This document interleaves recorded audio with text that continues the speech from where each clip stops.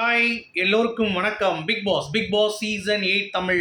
So அந்த வீடியோவில் இதுதான்டா கர்மா, என் ஜெஃப்ரி என்ன நீ பண்ணுறியோ அது உனக்கு திருப்பி வரும் அப்படிங்கிறத சொல்லிட்டு தானே இருக்கோம். பார்த்தியா இப்போ என்ன நிலைமை ஆகி போச்சு அப்படின்ட்டு அதை பற்றி அந்த வீடியோ டிஸ்கஸ் பண்ண போகிறோம். ஸோ வீடியோக்குள்ளே போகிறதுக்கு முன்னாடி நம்ம சேனலுக்கு நீங்கள் புதுசாக இருந்தீங்கன்னா கண்டிப்பாக சப்ஸ்கிரைப் பண்ணிக்கோங்க, வீடியோ மறக்காமல் ஒரு லைக் பண்ணிக்கோங்க. இப்போ நம்ம வீடியோக்குள்ளே போகலாம். ஸோ பிக் பாஸில் 24/7 லைவ் ஸ்ட்ரீமிங் வந்து பார்த்தீங்க அப்படின்னா ரொம்ப பரபரன்னு ஆயிடுச்சு. ஒரு பக்கம் என்னடான்னா ஹீட் ஆஃப் த மூமெண்ட்டில் எல்லாம் அடிச்சுக்கிறாங்க. இன்னொரு பக்கம் என்னடான்னா சீரியல் நடந்துகிட்ருக்கு. அதாவது வெளியே இருந்து நம்ம ரியாக்ட் பண்ணுவோம்ல, அந்த மாதிரி உட்காந்து சீரியல் பார்த்துட்டு இருக்காங்க அப்படிங்கிறது பார்க்க முடியுது.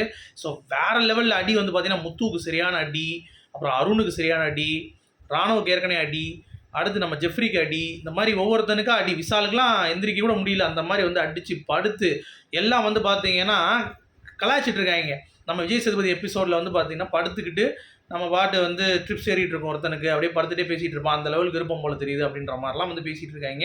நான் என்ன கேட்குறேன், இது கல் அப்படிங்கிறது ரொம்ப ஃபிசிக்கலான ஒரு டாஸ்க். கீழே விழுந்தால் மண்டை உடஞ்சிச்சுன்னா கஷ்டம். ஸோ இதெல்லாம் மீறி தான் இந்த வீட்டுக்குள்ளே வரீங்க. ஸோ எங்கெங்கே கல் இருக்குன்னு சொல்லி கான்சியஸாக விளையாடுறது இந்த விளையாட்டில் விளையாட முடியாது. ஸோ ராவாக தான் விளையாட முடியும். எனக்கு தெரிஞ்சு கடைசி ஒரு 40 நிமிஷம் லைவ், அதாவது முத்துக்குமரன் வந்து கோட்டையை ஜெஃப்ரி காலால் மிதிப்பான், அப்புறம் தீபக் போய் அங்கே போய் மிதிப்பார். அதுலேருந்து நிறைய விஷயங்கள் ஒரு 1/2 மணி நேரம் லைவ் பரபரன்னு இருந்துச்சு. எல்லாம் பதறிட்டாங்க. ஒரு பக்கம் அழுகுறாங்க, இன்னொரு பக்கம் வந்து பார்த்தீங்கன்னா அதை வந்து எடுத்து வைக்கிறேன்ற பேரில் ஒரு கல்லை இங்கே மாற்றி இன்னொரு கல்லை அவன் இங்கேருந்து ஒரு கல் எடுத்துகிட்டு போவான், இவன் இங்கேருந்து ஒரு கல் எடுத்துகிட்டு போவான், மாற்றி அப்போ ரெண்டுமே ஒரே இதுதான்டா இருக்கும் அப்படின்ற மாதிரி தான் இருந்துச்சு. அந்த மாதிரி தான் விளையாண்டுருந்தானுங்க. ஒரு கட்டத்துக்கு மேலே இவனுங்க எல்லாமே கேம் ஸ்பாயில் பண்ணிட்டானுங்க. இந்த ராயன் எல்லாமே வந்து அவர் ஸ்கோர் பண்ணுறாராம், இது வந்து ரொம்ப டீசெண்டாக இல்லை, இது வந்து ரொம்ப ஒரு மாதிரி இருக்குது, பயமாக இருக்குது அப்படின்ட்டு. டேய், உனக்கு விளையாட தெரிலனா மூடிட்டுறா, அதில் போய் ஒரு கண்டென்ட் தேடுறான் பாருங்க ரயான், எவ்வளோ கேவலமாக இருக்குது பாருங்கள். சரியா?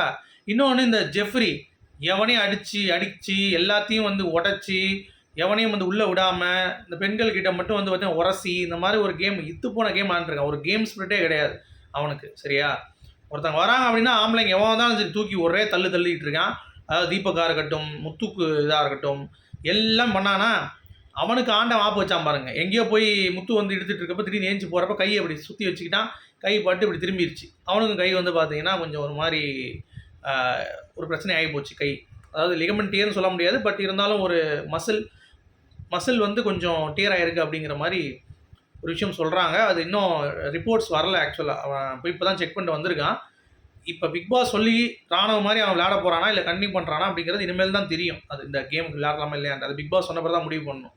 சரியா? அப்போ வந்து முத்து வந்து ஜாக்லின்ட்ட ஒரு டீம் போடுறான், இந்த மாதிரி என்ன பண்ணலாம் அப்படின்னு சொல்லும் பொழுது இந்த மாதிரி சரி அவன் விளையாண்டானா பழைய யுக்தி தான்.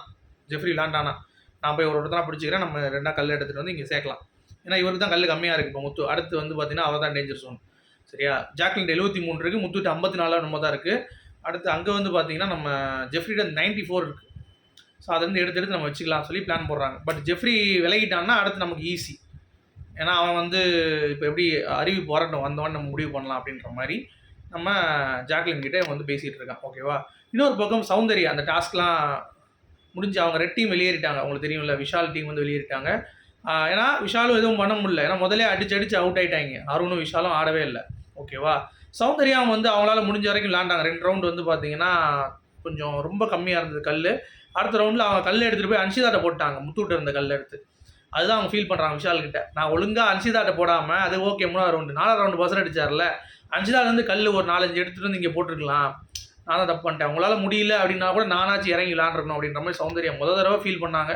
அது ரொம்ப அற்புதமாக இருந்தது. பரவாயில்லப்பா, ஏதோ அந்த பொண்ணாச்சு கொஞ்சமாச்சு கேம் புரிஞ்சு இது நம்ம விளாட்றோம் அப்படின்ற மாதிரி வந்து அவங்க சொல்கிறாங்க அப்படின்னு சொல்லிட்டு. ஸோ ஆக மொத்தம் ஜெஃப்ரி டீம் கண்டிப்பாக இதில் ஜெயிக்கக்கூடாது அப்படிங்கிறது தான். ஏன்னா அவனுடைய கேம் ஸ்பிரிட்லேயே வந்து விளையாடல, எல்லாத்தையும் ரொம்ப கொடூரமாக தாக்குனா, அவனுக்கே அது ரிப்பீட் அடிச்சிருச்சு. ஸோ அதனால் இப்போ வெளியேறிட்டான் அப்படின்ற ஒரு தகவல் வருது. அவன் வெளியேறினானா ராணுவ மாதிரி அப்படிங்கிறத நம்ம வெயிட் பண்ணி தான் பார்க்கணும். இப்போதைக்கு அவங்க தான் லீடிங்கில் இருக்காங்க அப்படிங்கிறதுனால அவங்கள தான் டார்கெட் வந்து ஜாக்லின் டீமும் முத்து டீமும் பண்ண போகிறாங்க அப்படிங்கிறது தான் சாராம்சம். ஓகேவா? ஸோ இதுதான் டிஸ்கஷன்ஸ்லையும் போயிட்டுருக்கு. வேறு எதுவும் பெருசான டாபிக் இல்லைங்க. இதுதான் வந்து இப்போதைக்கு சினாரியோ. ஸோ உங்களுடைய கருத்துக்கு சொல்லுங்கள். மீண்டும் சந்திப்போம். Good bye.